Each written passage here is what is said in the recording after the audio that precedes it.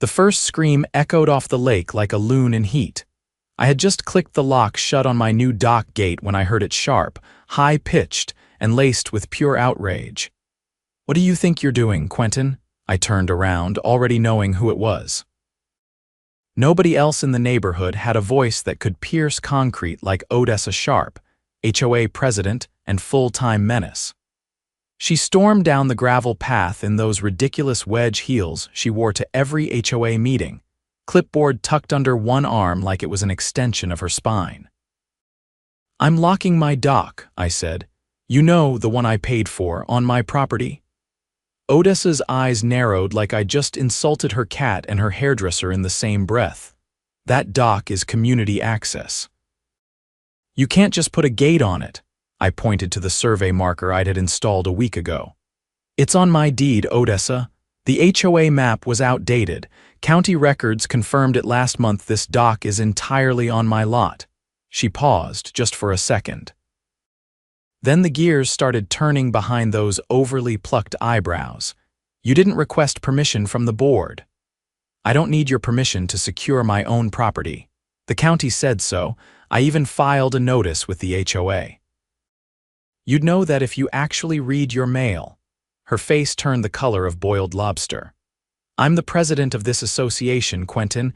You don't get to do whatever you want." I folded my arms. "Neither do you." She whipped out her phone and spun around, storming back up the path. I heard her mutter something about violations and unauthorized modifications. By dinner, I had an email from the HOA claiming I owed a $500 fine for tampering with shared recreational access. I laughed so hard I nearly choked on my ribs. The next morning, I found a handwritten note duct taped to the dock gate. "Remove the lock or face legal consequences. HOA board." That's when I installed the security camera. Because if Odessa was going to play dirty, I was going to play smart. The next morning, I woke up to the sound of metal clinking. Not the usual birds or the hum of early boats on the water. This was sharper, more deliberate. I pulled on a hoodie and stepped outside, half expecting to find raccoons.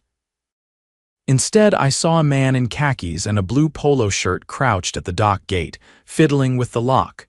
He had bolt cutters in one hand and a laminated badge clipped to his belt that read HOA Maintenance Authorized Access. I didn't say a word. I just tapped my phone screen and watched the security feed from the camera I'd mounted on the back porch. The entire fiasco was being recorded from 3 angles. When he noticed me, he straightened up fast. "Just conducting routine access maintenance," he said without making eye contact.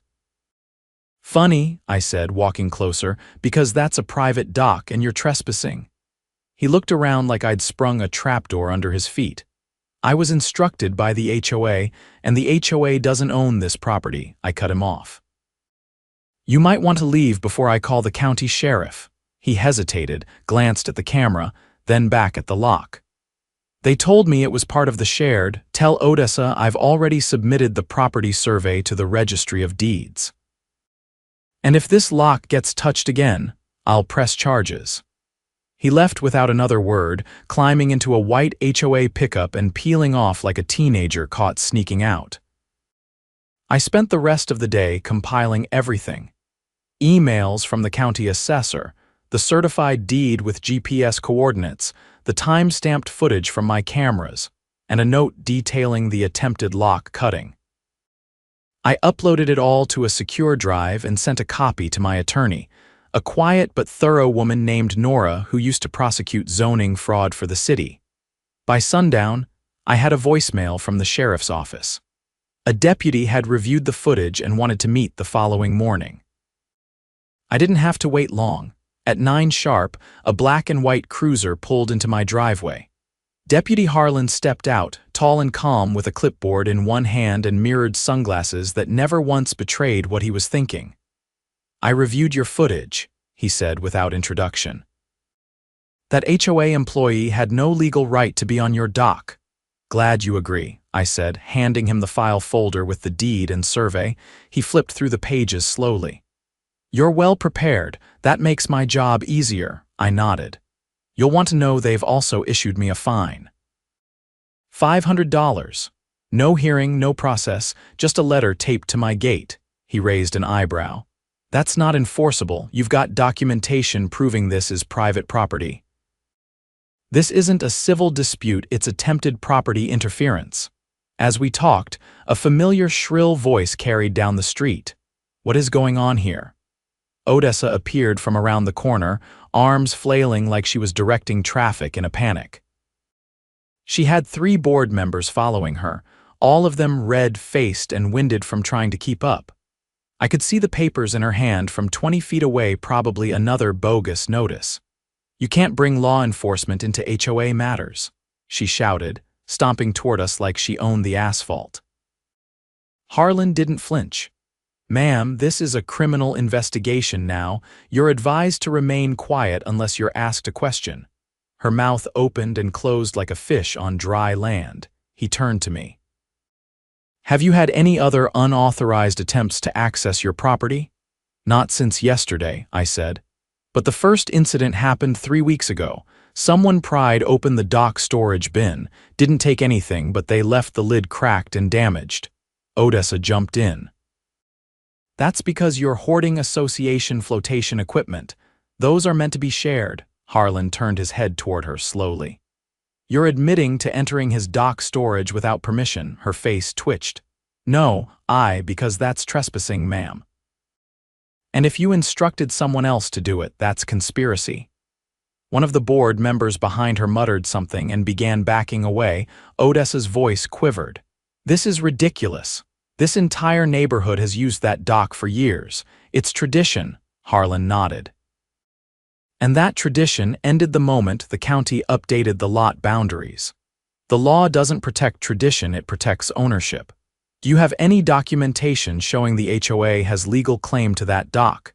She thrust the wrinkled HOA map at him, the same one I'd already disproven. He took it, glanced at the date 2003, and handed it back.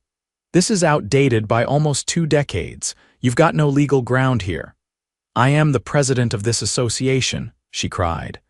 And I'm the one authorized to enforce criminal law in this county, Harlan replied. So unless you want to be charged with criminal trespass, I suggest you leave this property immediately. She froze, not a word, not a breath. Just stood there, eyes wide, hand still gripping that useless map. The silence was glorious. Then, like someone had flipped a switch, she turned and walked away. Not a stomp, not a yell. Just a quiet, tight-lipped retreat, her board trailing behind like kids caught sneaking wine at a wedding. Harlan turned to me as they rounded the corner. I'll be filing an incident report. You should consider a restraining order if this escalates further. Already in the works, I said. He gave a nod, tipped his hat, and got back in his cruiser. By the time the sunset painted the lake orange and gold, word had spread. 3 neighbors stopped by to thank me. 2 of them had their own stories of Odessa's nonsense. Pool key revocations, unapproved landscaping fines. One even had a tale about her calling animal control over a bird feeder. I set up a meeting at my place for the weekend. Just a few folks at first. Then 10. Then 20. By Friday, nearly half the neighborhood had RSVP'd, and Odessa? She hadn't shown her face since the sheriff told her to leave, but I knew her type. She wasn't done, she was just regrouping. Saturday came with the kind of weather that made you forget winter had ever existed. The lake shimmered under an afternoon sun, and for the first time in weeks, the neighborhood felt like it belonged to the people who actually lived in it, not the ones who thought they ruled it. My backyard filled gradually. Folding chairs lined up in rows, neighbors bringing coolers, lemonade, even a tray of homemade empanadas from the retired couple across the road. The turnout was better than expected, 37 households by my count. That was more than half the neighborhood. And not a single board member in sight. I stood on the edge of the porch, clipboard in hand, waiting for the last few stragglers to settle in. I didn't need a mic. The tension was loud enough. I'm not here to run for anything, I started. I'm not forming some opposition committee. I'm just tired of feeling like every improvement, every decision, Every inch of our property is under surveillance by someone with no legal authority to do what they're doing." A few heads nodded. One woman up front clapped once before catching herself. "I've gathered a few documents," I continued, holding up a packet. "They show the HOA's own charter was never updated after the last annexation, which means several lots technically fall outside its jurisdiction, including mine, including the Sanders place." "And the Connors?" A murmur passed through the crowd. A man in the back raised his hand but didn't wait to be called on. "Is that why they've been ignoring our maintenance requests? We've logged 3 complaints about the storm drain near our curb." Not one response. "That drain is on city land," I said. "The HOA doesn't even have the authority to repair it, but they've been pretending they do while quietly billing residents for the inspections." That got more than murmurs. That got outrage. People looked at each other, started pulling out their phones. One woman opened her HOA account app, jaw tightening as she scrolled. "They charged us for pest control last month," she said. "Said it was a neighborhood-wide treatment. We never saw anyone come by." "They never did," said an older man near the grill. "I checked with the exterminator they listed. They haven't serviced this neighborhood in over a year." The crowd practically hummed with realization. I opened the file on the table beside me. "I've been working with a zoning attorney. She found that several of the HOA's current policies contradict municipal ordinances, including their fining practices and their use of discretionary funds. In fact, the most recent audit done 5 years ago revealed a discrepancy of over $12,000. That money was never accounted for." Gasps. One woman cursed under her breath. A retired Air Force vet near the back crossed his arms and muttered something about embezzlement. "We have 2 options," I said. "We can file a petition for a full forensic audit and force a recall of the board. Or we can take this to the district attorney's office and initiate a criminal investigation." A man in a fishing hat stood up. "Do both." That got applause. Real, loud, cathartic clapping. Someone whistled. I saw people exchanging numbers, forming little circles of strategy before I even finished laying out the petition. By the time the sun hit the treetops, we had 74 signatures. Enough to trigger a recall vote and more than enough evidence to get the district attorney's attention. But things didn't stay quiet for long. The next day, my neighbor Jasmine's single mom, nurse, and one of the most detail-oriented people I've ever met called me in a panic. "They sent a letter to my mortgage company," she said. "Claimed I was in violation of lien conditions. Said I'd refused to pay HOA fees for 6 months. "You haven't," I said, already pulling up the spreadsheet we'd started compiling. "I paid every quarter. I've got the receipts. But they're saying I'm delinquent and that the HOA has the right to initiate foreclosure proceedings." "They can't do that," I said. "Not without a formal hearing and certainly not if your account is current." "I think they forged the notice," she said quietly. "The letterhead looks off. It's not the same font as their usual mailings, and it was postmarked from a different town." That changed everything. I called Nora, my attorney, and gave her the rundown. She didn't hesitate. "That's mortgage fraud," she said. "And if they sent that to a lender using falsified documents, we're talking federal charges. Get me everything? I'll loop in the district attorney's office." We met with the DA's investigator 2 days later. I brought my binder. Jasmine brought her receipts. The investigator, a calm, sharp-eyed woman named Amira, took one look at the documents and started snapping photos with her tablet. "You're not the first neighborhood to bring something like this to us," she said. "But this is the first time I've seen it with this level of documentation." She paused on one receipt, then held up the envelope Jasmine had received. "This return address. It's an accounting firm in Fairgrove, but the firm was dissolved last year. We've got a case file on them. Already someone was using their name to funnel HOA funds from multiple neighborhoods into private shell accounts." Jasmine's hands clenched in her lap. "We'll need more," Amira said. "A pattern. If this board's been issuing forged notices, we'll find them." But we need to move carefully. You're dealing with people who already know how to cover their tracks. That night, I got an email from a board member. Not Odessa, her silence was now a screaming void, but one of her loyalists, a man named Greg who'd once fined a family for having a trampoline that violated sightline harmony. The message was short.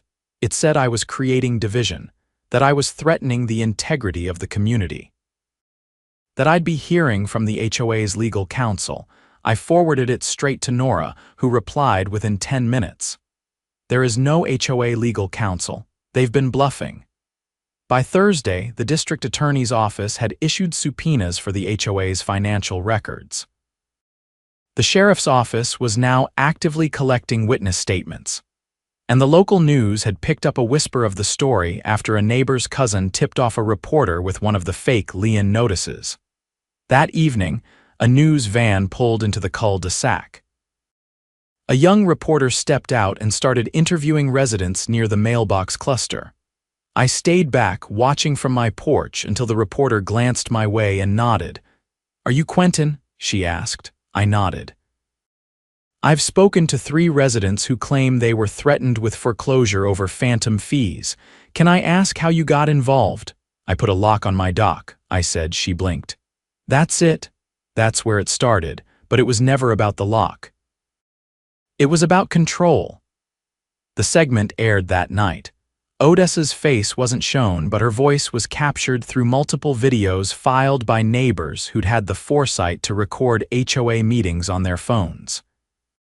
Her tone, her threats, her aggressive dismissals of questions, they painted a clear picture. The next morning, I found something new on my dock gate, not a threat, not a fine, a note. It read, "Thank you for standing up. We've needed this for years." No signature. Just a folded copy of a canceled check made out to Fairgrove Accounting Services, LLC, dated 2 years prior, with HOA admin fees in the memo line. I sent it to Nora. She called me the next morning. "We've got them," she said. "It's not just mismanagement. It's racketeering." By the end of the week, the sheriff's office raided the HOA storage unit Odessa had leased under the name of a shell nonprofit. They found shredded documents, multiple ledgers, and a backup hard drive with years of falsified invoices. Odessa was arrested that afternoon.